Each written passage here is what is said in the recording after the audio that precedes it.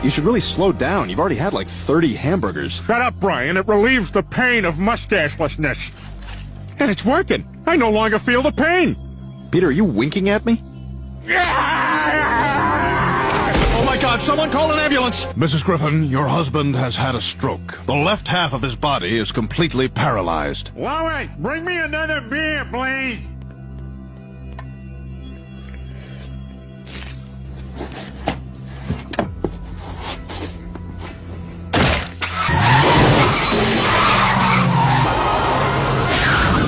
Stroke!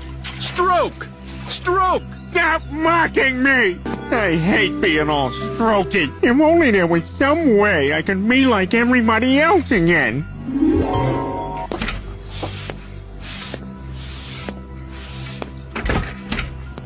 How long was I in there? About 5 minutes. Why are we not funding this?